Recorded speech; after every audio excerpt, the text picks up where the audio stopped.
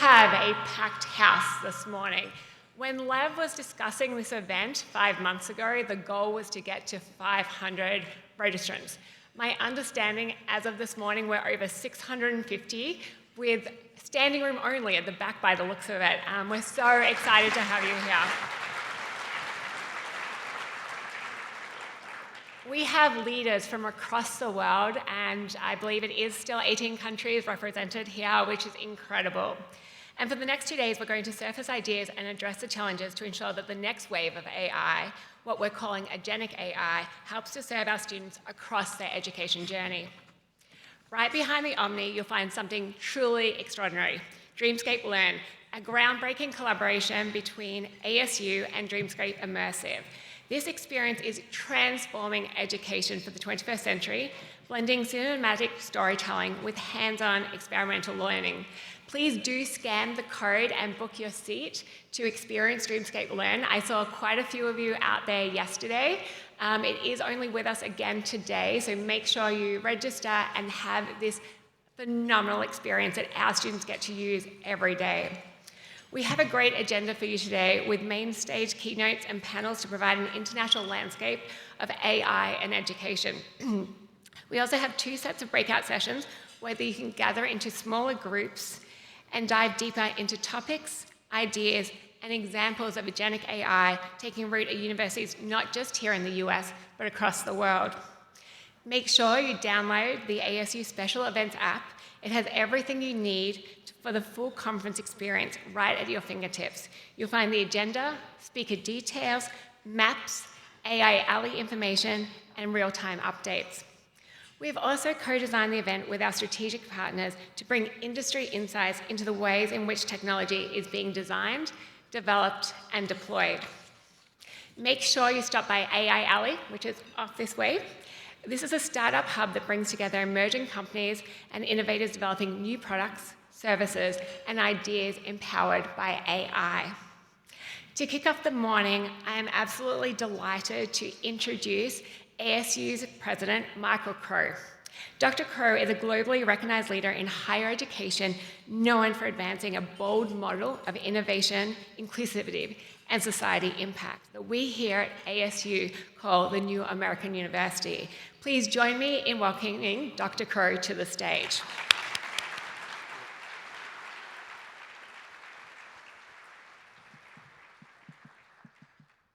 Thank you. Can people hear me all right?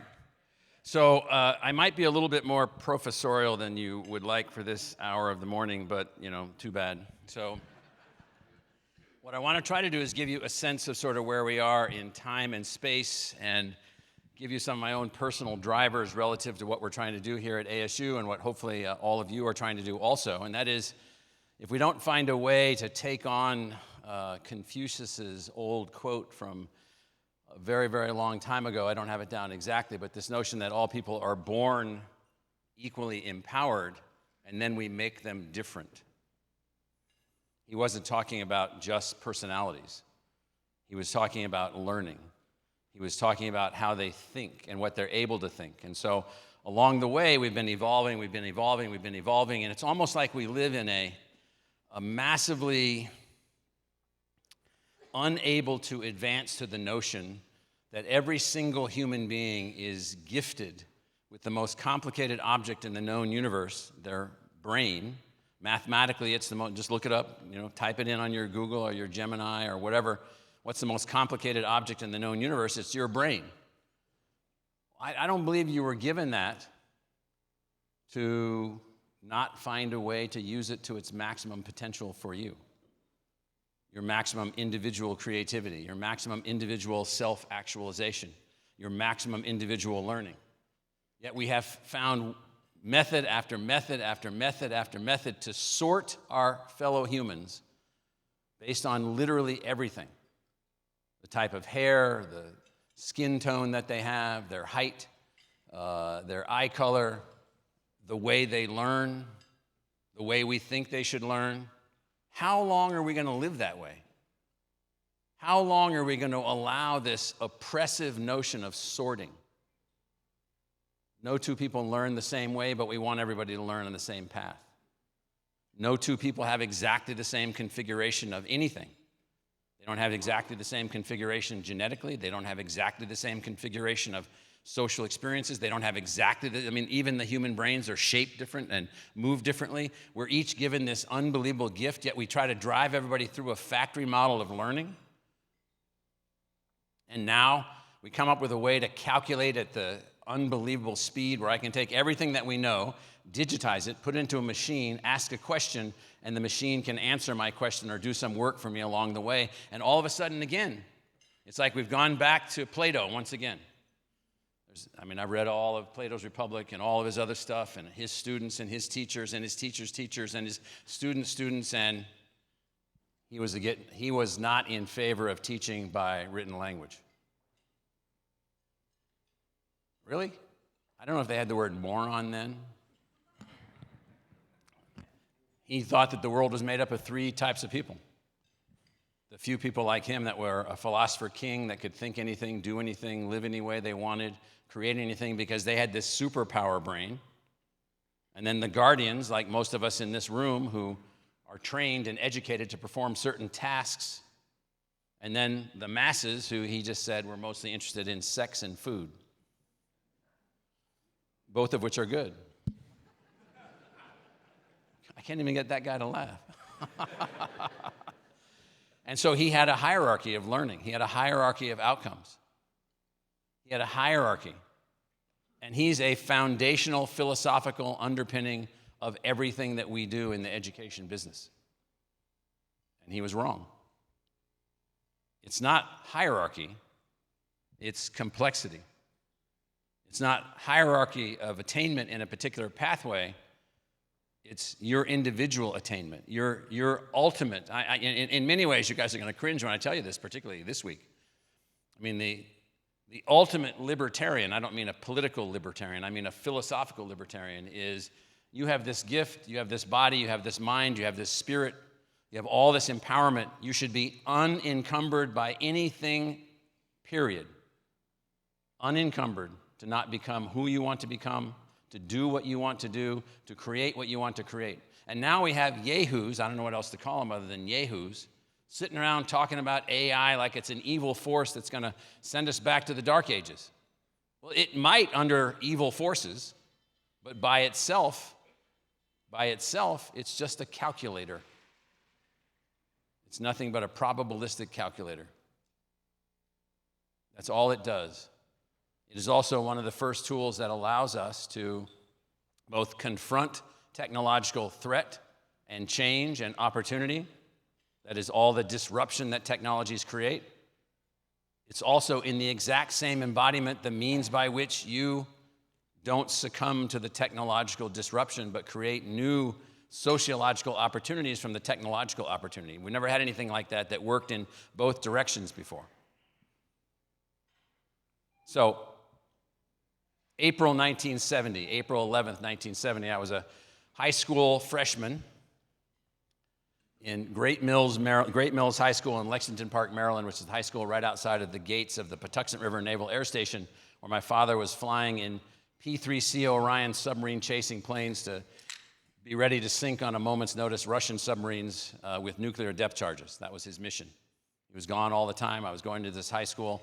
I had been to a different school in the 7th grade, in a different location, a different school in the 8th grade, in a different location, and now I was at this new school in the 9th grade. I wish I had an AI system that I could talk to, because each school that I went to, mostly I just had to fight with the other kids who thought I was a weirdo. I have like innumerable little boys' teeth scars on all my hands and my arms, because all they wanted to do was fight. What I wanted to do was read. What I wanted to do was try to find a way to learn. Well, this April 11th week was the week of Apollo 13. And a bunch of us got together, a bunch of kids got together, and we decided with some of our dads that were in the Navy, we got a little bit of equipment, and we built a simulator where 3 boys lived inside a thing that we built like a model of the Apollo spaceship and the lunar excursion model. And we had about 30 or 40 kids, and we lived at school for the entire mission, simulating the mission. Now, I was not on the crew, I was on the science team, focusing mostly on Earth weather, landing conditions, orbital re-entry. Now, I'm a freshman in high school, and we're doing the best we can. We have a crappy little library at the Great Mills High School. The Lexington Park, Maryland library was actually worse than the high school library. None of us could drive yet and drive up to the Library of Congress, where I later spent a lot of my time doing my dissertation work in the Jefferson Library on the main rotunda reading room, which was unbelievable, with a machine in the early 1980s called Scorpion, which could then at least give you some computational access to the holdings that they had in the library. Well, you might remember from that Apollo 13 mission, that was the one that the oxygen tanks blew up on. They had to then reconfigure the LEM. They had to use the LEM as their lifeboat. They then had to move from the lifeboat into the capsule and then finally land after this excruciatingly complicated mission. And we were a part of trying to simulate this entire thing. We had no tools. We learned a lot. I don't know, if we had had AI, I kid you not, we would have been giving ideas to NASA. I'm not kidding.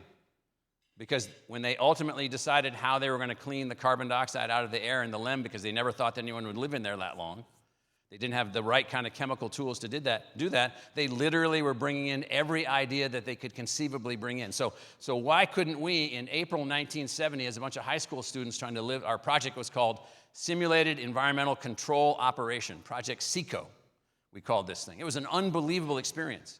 But we were looking at paper books, magazines. I called some dude at MIT in the building with the dome on the top. Now, my wife went to MIT, my son went to MIT, my sister-in-law went to MIT. I applied to MIT, got in, didn't go. I tell them that all the time. I wanted to throw the javelin. They didn't have the javelin. And so we called people at MIT saying, can you give us some data? Can you give us some things to calculate? So we're using dial telephones to call people that we've never met. This is just, 55 years ago. We had nothing, but we were dreamers. 1 year later, roughly, a little year and a half later, August 1971, I've been to 3 high schools between April 1970 and August of 1971. And I'm living in another town. My dad has rented some house in a junkyard somewhere because it was cheaper than the houses on the street. This was a better off town than we lived in before in the suburbs of Chicago. We weren't going to live there very long because we were going to move again as soon as he got a job because he just got out of the Navy. I'm playing on the football team because my dad says, you guys are going to all be athletes. We're like, yes, sir. But where do I hang out between football practices? The library. And there I meet Mrs. Baker. And Mrs. Baker is a reference librarian. Mrs. Baker is my AI. She was unbelievable. Unbelievable. What she was able to do in my interaction with her. And so nothing about AI takes away the Mrs. Baker. Nothing about AI takes away the value of the library. But if I had had that tool in 1971, when I was trying to figure out what to do, so I started reading Cicero in 1971. I started reading Roman philosophers and Greek philosophers and others. I was trying to understand, how did we get here? Where did we come from? And then always reading science and always doing this and always doing that. But again, I couldn't ask the kinds of questions that I had. They just kept storing up in my brain. So August of 1971 to August of 1973, 2 high schools later, I graduate from high school. I apply to a bunch of colleges. I get into these colleges. I'm a weird kid. I'm standing at a wooden table in a room at Iowa State University where I went to throw the javelin, and I'm standing at this wooden table, and I don't remember her name, but Mrs. Johnson says, "What's your major?" I said, "Well, Mrs. Johnson, I've been thinking about this a long time. I've got 5 things that I want to major in. I want to major in political theory so I can understand how this place works and what we need to build, because this is a baby little democracy. I want to major in environmental science because I think that's a really important area of science that we need to be focused on. I want to major in engineering, linguistics, and anthropology." Those were the things that I had on the list. She said, "What's your major?" I need one answer. I don't have one answer, and I don't have much time, she says back to me. So she says, "I'm going to put you down for distributed studies, which is where all the idiots go." She says, "You don't seem like an idiot, and I don't know if you'll be able to keep your scholarships that you have as a distributed studies major, but so 4 years later, I graduate with 2 of those majors and all 3 of those other subjects as minors. But to do that without an AI system meant I had to live in the library. I used this silver tongue to finagle a study carrel my sophomore year of undergraduate from somebody, and I lived in the library. And it was like living in a breathing machine. So it was a fantastic library, major university library, the stacks, the research room, the research library, the research map section, the research graphics sections, the art section. So it was like living inside an AI system for 4 years. I was literally there every single day I was on campus, every single day, every single day, every single day. I went through the stacks of the library, section by section by section, starting in the 6th floor where the books are stacked just 3 feet apart, 2.5 feet apart. They're packed in there, and I wanted to see how knowledge was organized. So if you imagine in that upper corner, I don't remember all the lettering system, but HD 285-6. So I'd take one book out of that section, and I'd say, well, this is what that kind of knowledge is about, because all this knowledge is organized. Imagine if a human being had access to that library. Imagine the books, the Final Encyclopedia, if you ever read those. Imagine the notion of any human being being able to organize their thinking, to tap into everything that we know. And then people say, well, it's not going to be right, as if everything's right, as if these stupid history books that I read in high school were even 10% accurate. And all this BS that we were being taught is little drivel as they were trying to get us to try to understand things in some simplistic kind of way. What if you really wanted to understand? What if your mind really wanted to understand this? So, literally, I have become obsessed with this notion of human empowerment by adding another inalienable right. This country that we live in, which is, welcome to democracy if you're like thinking there's a lot of arguing going on. That's what democracy is. It's not like one way, one path, one solution. It's you argue, you argue, you argue. You try this, you try that. That doesn't work. You get mad at that person. That doesn't work. You get mad at this person. That doesn't work. You move forward, you move forward, you move forward, all being driven by those founding documents. 250 years ago, next summer, is the anniversary of the Declaration of Independence, which if you haven't read it lately or listened to it on your Alexa or had your Gemini, read it to you or sing it to you or whatever you do by the way that you learn, or listen to it at night because you learn at night with tapes, whatever, however crazy you are. It said that we had these inalienable rights. Now, I was asking my AI system recently the difference between inalienable and unalienable. And then I asked our law dean, is she here, Stacy? She corrected me and said I should use inalienable. And I said, why? So it said life, your life, liberty, your choices, pursuit of happiness, what you want to do with your brain, your body, your soul, your spirit, you. And it said, among others. Among others. I am absolutely certain, and am driving this horse as hard as I possibly can, that one of those others is learning. That you have a right to learn whatever you want to learn. You have a right to learn the way that you want to learn. You have a right to learn in the way that your intelligence works, the way your brain works, the way your mind works to achieve the things that you want to achieve. And that can often mean, and should mean, with others, obviously. You're not going to get very far by yourself.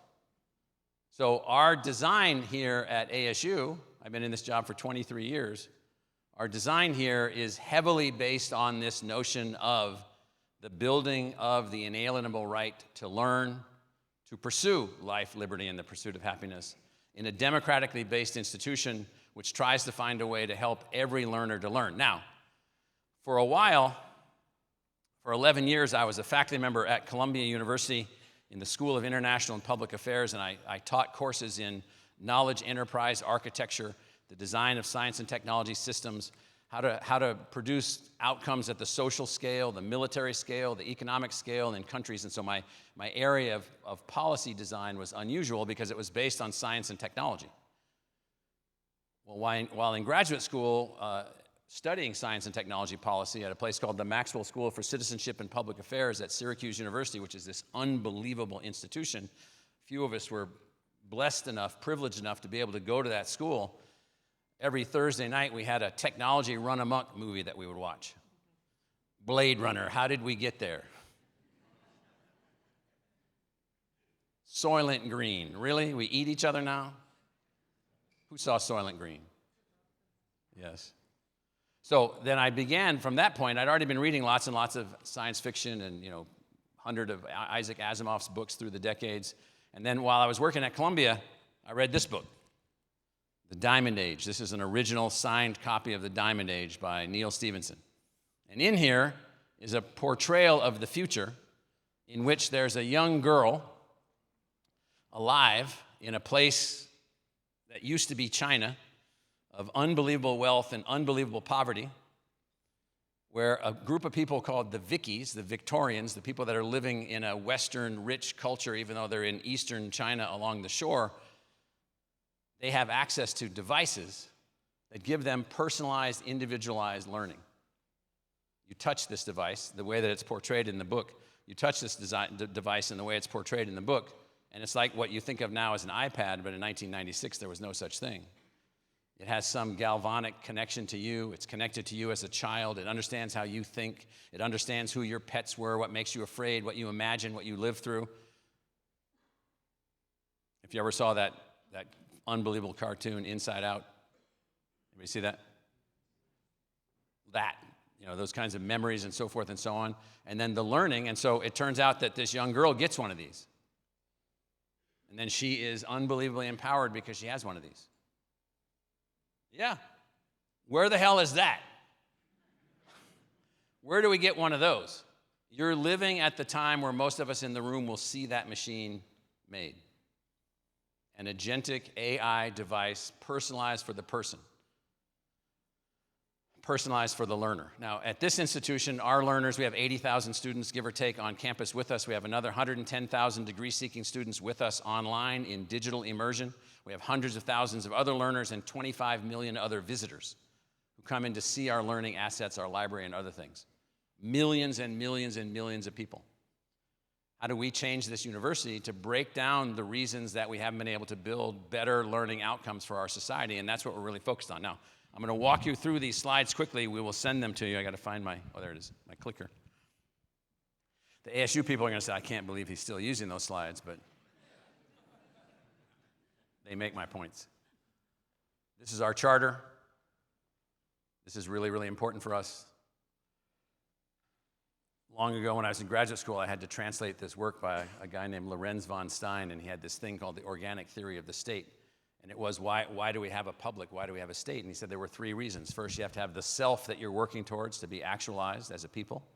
You have to have the will, those things that you're attempting to do. And you have to have the deeds. What did you actually do while you're attempting to self-actualize? So this is our self. This is why we exist at ASU. Public university measured by not by whom it excludes, but by whom it includes and how they succeed. That sounds like common sense. Ain't so common since most universities gain status by who they exclude. They're not evil for doing that, certainly not. A lot of them are smaller scale. They have to do something. They're honors colleges, et cetera, but not a big public research university.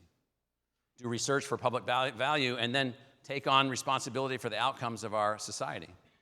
Well, that means if we're not changing to be of greater value, then we're of less value, less value, less value. And I'll bet something could happen along the way. I'll bet that our status in our society could go down. I'll bet that people could at some point think less of us. I'll bet that sometimes people could become jealous and resentful of universities that only graduate a few people or admit a few people. I'll bet that there could be an occasion where our cost is so expensive that it looks like it's off limits to so many people, and then you'll build additional resentment. And if all of a sudden college graduates are making 3, 4, 5, 10, 20, 50 times more than everyone else, or thousands of times more than everyone else in general, look out. I'll bet there could be politically unstable moments in our history. Who would have thought of that? So, here's our teaching and learning realms. It all starts with this, the knowledge core. The knowledge, what do we know? What do we know about quantum theory? What do we know about field effect of quantum sizes on electrons? What do we know about how a 10 angstrom chip size will work with just a few atoms on a transistor? What do we know about messenger-based ribonucleic acids and how to kill them? Well, we know a lot about it, but we apparently can't educate people about it very well. So the knowledge core is everything we know. What does AI give us? A way to have access to that in a way that we've never had access before. I'm really sorry to tell you that there's no more Renaissance people. There's no more people that understand most of the theories. There's no way. It's impossible. It is literally impossible. And when you meet these people, they're usually jerks that think that they do, just rest assured that they don't. In fact, what happens is they become compartmentalized. They become focused in different ways. So the knowledge core is what we contribute to at the university. It's what we understand. It's what faculty members do. It's what teachers draw from. Then you build a university around that knowledge core. You have faculties, you have laboratories, you have libraries, you have campus resources. And so there's thousands of these universities around the world. There's 150 major research universities, including this one, just in the United States. And these are massive institutions. We have 42,000 employees. Harvard Medical School and its hospitals have 25,000 associated physicians working with them. Massive institutions, unbelievable scale, all working to contribute to, draw from, and be a part of the stock of knowledge, everything that we know. And then we built these campuses, campus immersion, what we call Realm 1. You bring a few students around and you work with the faculty around the core of knowledge and you educate them. I don't know how that works in a society of 8+ billion people on the planet. There's 35 million people a year in India that want to go to college and have no college to go to.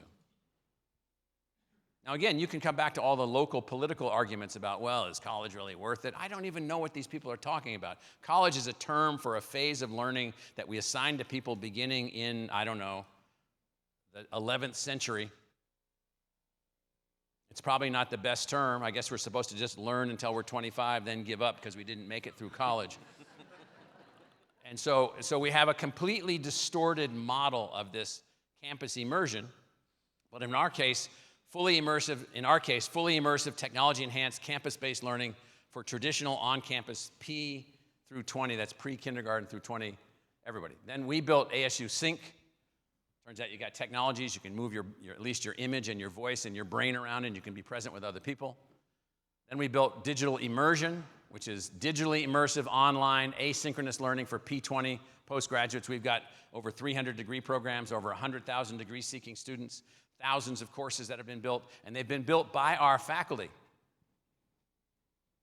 By our faculty, not by a group of people who just slapstick a bunch of stuff together and say, well, here's a whole curriculum for you on nursing, good luck.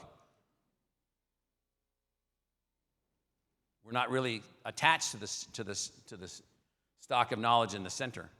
If you build institutions not attached to the stock of knowledge and they call themselves universities, you got a big problem. The stock of knowledge is changing every day. It's advancing every day. It's evolving every day.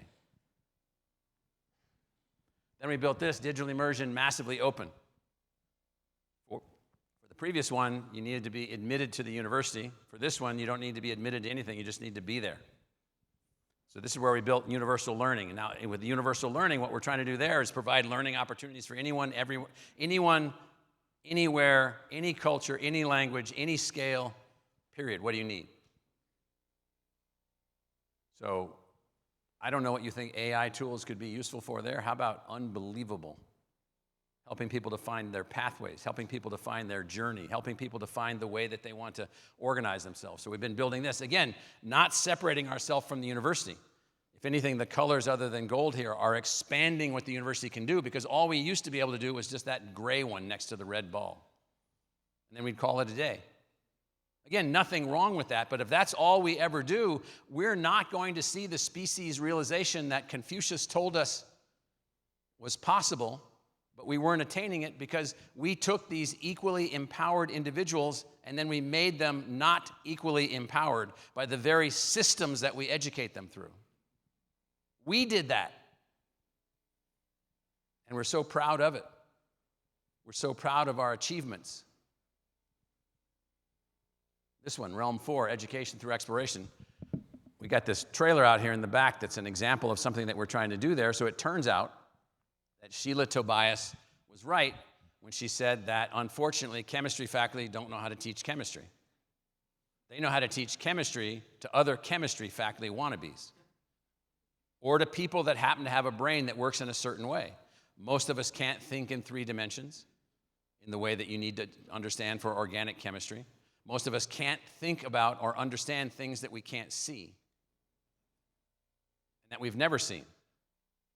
That's water, but it's really hydrogen and oxygen bonded together through these electrical bonds, and this is how you blah, blah, blah, blah. I'm like, okay, yeah, what does that mean? So in realm 4, what we call education through exploration, how can you change science in one particular case, or art, or other things that are really complicated?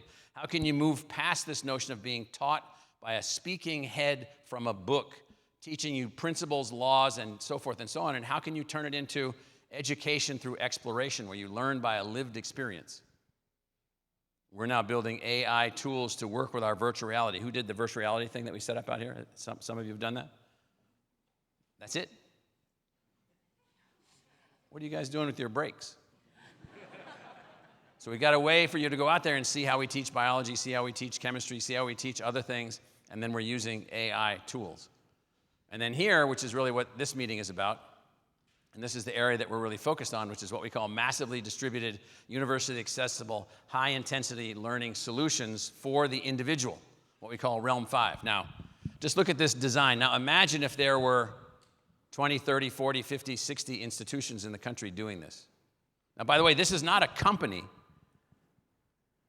What's the objective of a company? Profit. Period. End of conversation. I'm on a for-profit company board of directors. That's what we talk about. Stock of knowledge at the heart of this thing right here. This moment in time that we have right now, this AI moment in time, allows us to conceptualize that this full thing can be built in a way where single institutions contributing to the stock of knowledge, drawing from the stock of knowledge, empowered by the stock of knowledge, have an opportunity to be infinitely more powerful than they ever were before. We have tens of thousands of K-12 learners associated with us. They're beginning to use AI tools. We're using AI tools. We're ultimately going to be using AI tools for every student, every learner, every faculty member. Now, it's not like at gunpoint you have to do this. Still a free country. Hesitate. And so this is what this looks like all together. The core at the middle, the university at the foundation, and then these ways that we're advancing on all of these realms. Now, AI affects and impacts all of these realms. My wife has a joke. I have 7 or 8 AI systems that I use off my phone. She is convinced, in a complaining way, that there's a nuclear reactor somewhere, a small modular nuclear reactor, just fueling the answers to my questions. So I have a couple of these things that I've talked to for hours. I mean, hours. Deeper, deeper, deeper, deeper, deeper, deeper, deeper, correcting it, getting it to understand its errors, getting it to understand my learning patterns, all of which are crude at the moment because it's still just a simple calculator. But I'm telling you that AI allows us to have unbelievable opportunities here. Now, these are the kinds of things that we're trying to develop, these capacities. And so I just look at even under campus immersion, 21st century digital learning spaces, artificial intelligence-based advising. I went to my advisor, Don Hadwiger, and I outlined these 5 subjects he wanted to take, and he goes, well, kid, here's how you forge my signature, good luck. So he gave me all the forms, and I just signed up for every class that I wanted to take. And a lot of bad grades I got was it wasn't good to take chemical engineering 358 without having taken any of the courses to be ready for that. And I learned that the hard way. Man, I wish I had AI. What I would do is I would go to the bookstore, and I was on this scholarship that allowed me to buy anything in the bookstore that I wanted to buy. So I would buy all the cheating books that they used to have on the side, on the rack. So I would be taking chemistry that I should have taken to be in this chemical engineering class, and I'd come in, I'd be thinking like I was all ready, and I was like, no, I guess it doesn't really help me to do these kinds of equations since they're not in that little book. And then intelligent tutoring platform, personalized learning at scale. That's just for what we call realm 1, campus immersion. Look at digital immersion.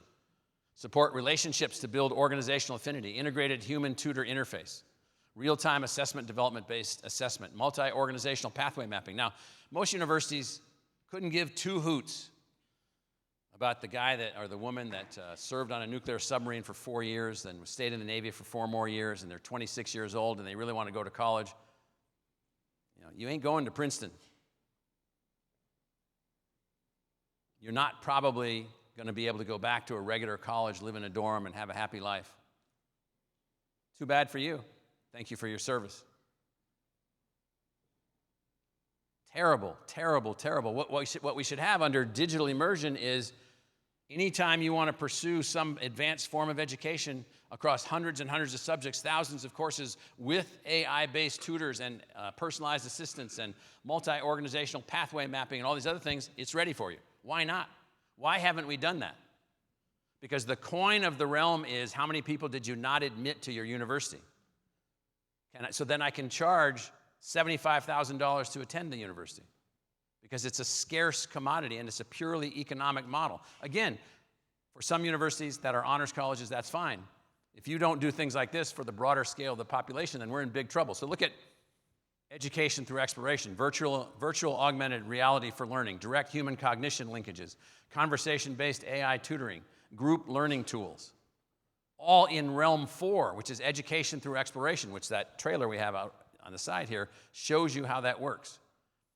We've had 40,000 people, plus or minus, take their biology labs using these advanced education for exploration tools, up to a 40% enhancement in their learning outcomes, up to a 2-grade enhancement in their course outcomes in college-level biology, which means the F students become C students, the C students become A students, the A students become more creatively excited.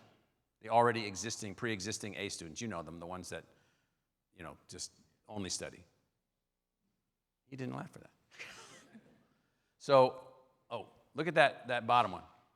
So we live in a world, on the gold one there, on the bottom right, mastery of science and math for all. I don't mean that you're a topological geometrician capable of understanding the vortices, dynamics of hydrogen combustion in the inner core of large red stars.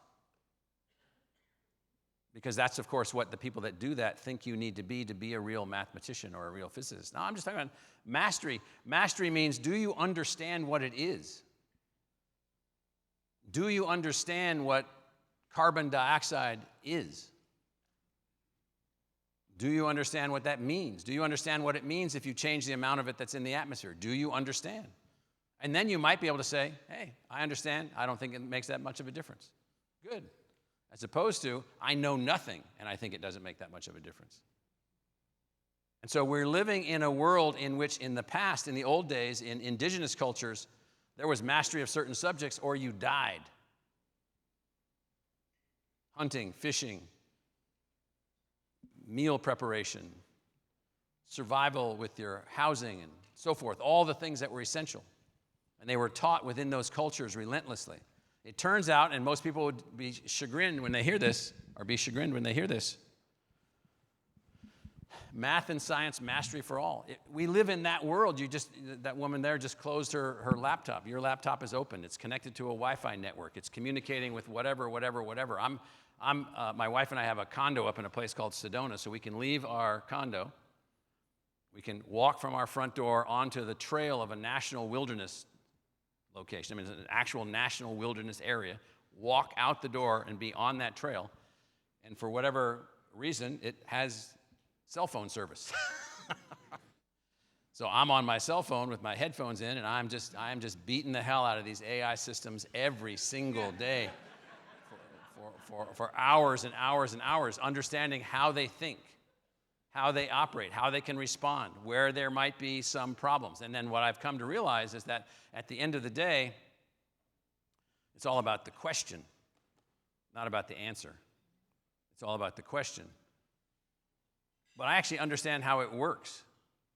Now you say to yourself, you don't really need to understand how it works. I don't agree with that. If you don't know where your food comes from, we're in for big trouble going forward, and most people don't know. If you don't know where water comes from or energy comes from or where all of these computational tools come from and how they work, you'll never be able to really fully grasp all the things that we're attempting to do or be. So this is that book by Neil. Neil's been connected with us. I've been on a panel with him, had some discussions with him, arguments with him. And so this diamond age notion is really important. But what you don't know is that he wrote the book in 1995, and some guy named Schwindeman, who I never met, I can't believe his first name is actually Beat. But in 2011, he outlined the Young Ladies Illustrated Primer, which is the tool that I mentioned to you. You can take a look at that chart. We'll send you this. So each of the component parts, interactive book with digital text and animations, digital microscope and telescope, artificial intelligence, pseudo-intelligence. To the right, context-specific information, situated learning, connection between real life and story. So this person took from Neil's book each of the subcomponent parts of the device. Now, I started reading Jules Verne when I was like 8 years old. All the stuff that he talked about, except for that journey to the center of the earth part. That could be, though. I'm always hopeful. His ideas of submarines and balloons and going to the moon, all of which he wrote in the 1860s and 70s, all true, all visualizations. And so this science fiction writer outlined for us the ultimate machine, this personalized AI tool. Look there on the left. Adaptive tutoring, mentoring system based on sociocultural constructivism through cognitive apprenticeship, through 4 nighttime friends, which are your imaginary friends that you've had since your own individual childhood, who help you to learn as an individual person, help you to feel safe as an individual person. Learners' existing knowledge. I mean, this is, I don't know, maybe it's 20% of what you would ultimately have to do, or 5%, but it isn't zero. And so what we're trying to do is we're trying to build an entirely differentiated learning platform of a major American university working with others like you all that allow us to stop sitting around and thinking the following. Well, that AI system, that's just going to enhance cheating. Okay, I'm really glad that we've just noticed that cheating occurs. There's never been cheating before with, the pencils never led to cheating. But these AI systems, they're going to lead to cheating. Apparently in the NBA, there's some cheaters these days. I bet AI wasn't working with them. I would probably greed. So, where we are is at the very early stages of the transformation, at least in our case, of what a university actually is. We have 35,000 engineering students this year. A few years ago, we had 6,000. We're producing 8 times as many engineering graduates as we did. 8 times as many. And if you want to be an engineering graduate here, it's easier than it was. You can just be admitted to the university and you can come and we'll help you. We have tools, we have systems, and so forth and so on. If we had these AI, agentic assets, whatever you want to do, however many majors you want to take, I can't begin to tell you what I think about a person. So I run these calculations, not for you, Austin. But when somebody comes up to me and they'll say, well, this AI thing is just a total joke, it's never going to work. I'm like, okay, you're down 10%. and then they start talking about how it's, where's the heft of learning? I'm going, now you're down another 10%.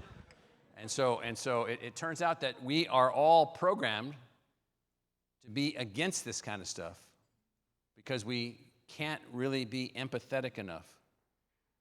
Think of all the people not sitting in this room.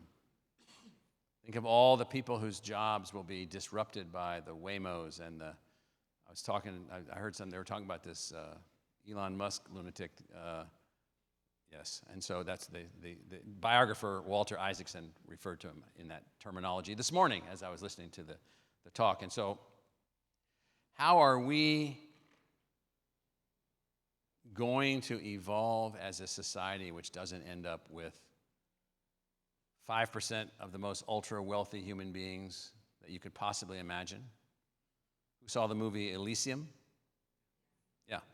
And they don't even live on Earth anymore because the Earth is all wrecked from natural resource extraction and farming and all kinds of pollution and everything else. All the ultra-rich, highly educated, 4 PhDs, All doctors, they every day get their bodies scanned by a system that can then, with AI tools, see their cancer as it occurs in the first few cells and kill it off that first day. So they're all living 200 years. They live on space stations orbiting the Earth. They're infinitely wealthy beyond anything. That's the trajectory we are on right now. So if we really want our entire species to really reach the potential that we really have as a species, we got to figure this out. So, thank you.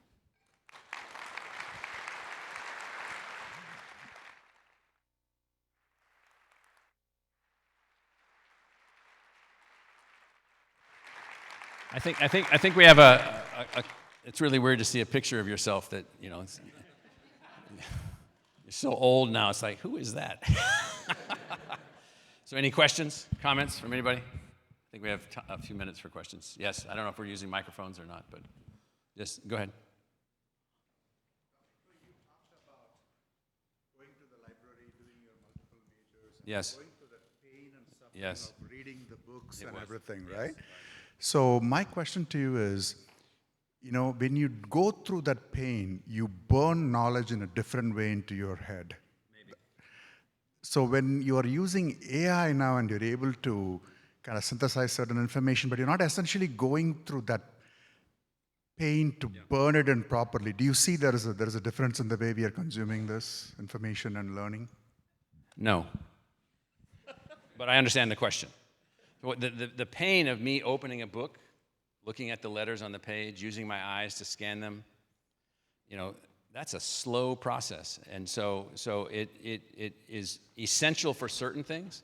You have to actually if I'm even listening to books on Audible, I still want to buy the book so I can look at the order of the knowledge, the shaping of when I look at digital newspapers, I always look at the front page of the newspaper to see the scaling of the size of the font and all kinds of other things which no AI system can do for you.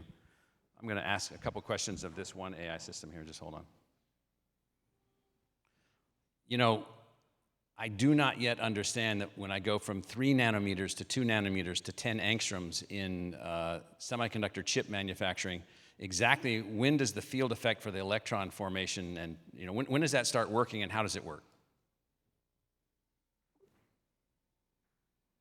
Right, let's break down the physics of how electron flow and the field effect work in those incredibly small semiconductor chips. So when we're talking about those tiny measurements, 3 nanometers, 2 nanometers, even 10 angstroms, we're dealing with the scale of individual atoms. At that level, the behavior of electrons gets really interesting. Yeah, I got Here's that. the basic idea. You told me that last time. So what I want to know now is why. So what is it about the pattern distribution of the electron in the atomic structure that makes it less reliable as a calculating tool when I'm at 10 angstroms?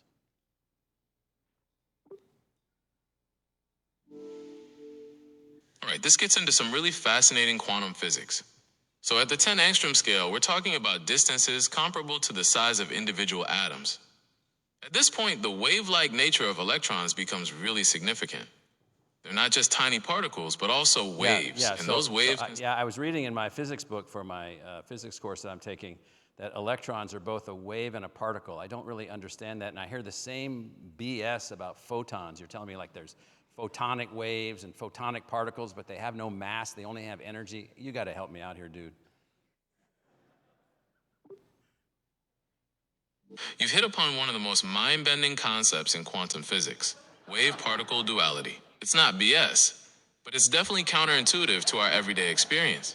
Basically, at the quantum... So, I have asked thousands of questions of this guy and several others of these. And what I find is that my rate of learning, now I'm different than you, so we might learn differently. There's not any less athleticism involved in the learning process. And it doesn't mean that books won't be involved or that formal structured learning isn't a part of all of it. This is my tutor.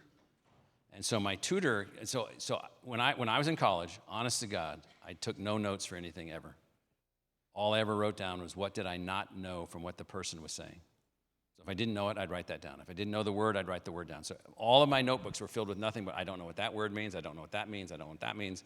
What is he talking about? Some kind of theory, this theory, that theory, this theory, this theory. And so I would read the stuff, but I still didn't know what it meant. And the person teaching, I mean, you're just in a class for a few minutes with them, like, What is that going to do for you? Now, I could perform on the tests. Yeah, probably a monkey could. And so what I'm saying is that, performing on a test doesn't mean you understand something. So this tutor that I was just showing you, this is how I've been using this. These tutors are unbelievable. So I get the athleticism part. Now, when books came out, 1500s, 16th century, the people against books, you should read. I looked up all the people that wanted all the books burned, all the printing presses destroyed, all the ability for people to hear their own language in a written book. So we've had some of these arguments before. So other question, yeah. I wonder if you want to just mention where you think the direction of physical AI is going in terms of this education. So if you're able to see using computer vision the environment you're in and have AI connected to that instead of just your vocal input. Well, we already have some of that here, and we're going to have a lot more of that. And if you think about digital twinning and the operations of different kinds of things, it's going to be operating rooms. And so people keep saying, in fact, my relatives that live in Missouri that have decided to not educate themselves. And so they keep asking me, like, I'm the weirdo in the family, I'm the black sheep. You got your PhD. First you got your BS, we know what that is. Then you got your MS, that's more of the same, MS. And now you have your PhD, which is that same stuff from the BS, just piled higher and deeper, PhD. So this is the environment that I come from. So now when I say to them is, this notion of learning is such that we can build these kinds of tools and we can make these kinds of things happen, and you can build and it will enhance how everybody learns. So yeah, we're gonna see all of that. Augmented reality is part of that. As a piece, yeah. It's not like we're all just gonna be sitting around like who read Ender's Game or watched the movie? So you remember what Ender's Game was? So Ender's Game was a visualization learning methodology where certain humans were selected because of a proclivity to learn in a particular way, in which they eventually became combat soldiers using these advanced AI-enhanced learning tools to combat an alien species attacking humans. They didn't even know what they were. They didn't even know what they were doing. And they were using all kinds of tools and every kind of virtual reality that you can imagine. This little trailer we have off to the side over here is a virtual reality way of teaching biology, chemistry, art history, earth science, and other things. And so ultimately, I think all these things are going to be possible. Yeah. One more. Okay. Over there. Wait. Where? Yeah. Okay. Go ahead. One of my favorite concepts that Neil Stephenson introduces in the Diamond Age, right, is the idea that in a world where nanotechnology is everywhere, digital media is everywhere, e-ink, everybody's got digital screens, the ultra wealthy, the VIX, what do they still get? An analog newspaper, a paper newspaper. So what do you see as the parallel there for our future with analog and digital? So years ago, I was assigned when I was at Columbia University to be the seventh inning pitcher for a $250 million donor. That meant I went on a trip with him, and I had to work him over the entire trip to be ready for the eighth inning pitcher to see if he was going to give us $250 million. He ultimately did. So in the seventh inning pitch, he knows that I'm the pitcher, and he pulls out on this private jet that we're taking. Actually, we're flying in a helicopter from Kennedy Airport to Manhattan. And we're flying over New York City, and there's a bunch of thousands and thousands and thousands of graves down there. And he goes, "They tell me you're irreplaceable at Columbia." I said, "Well, I don't believe that." He says, "Good, because all those people down there were irreplaceable." And then this was a self-made billionaire kind of guy before we had oligarchs. And so he took this pen out of his pocket, and he said, "Have you seen this? You're the tech guy over here. You're the innovation guy at Columbia. Have you seen this? This is amazing. There's no battery. It's linked directly to your mind. Software programming works through your hands with magic. It writes on anything, and it costs $1. Then he took out his newspaper, which we were still reading at the time, and he said the same thing about that. And he said you can also do other things with it relative to your bodily functions. And so he was making that same point. And so what will happen potentially eventually is that all of the AI systems become embedded in the life around us, supporting us, and then we return to these other objects of the past, the tactile reading of the paper, the tactile art of the writing, the discipline that you could get from the book. And so probably, but also in all of those worlds, including that world, the young lady's primer, you could just talk to this thing and it would answer any question that that you wanted. So yes, I think all those things are going to happen at the same time. So thank you.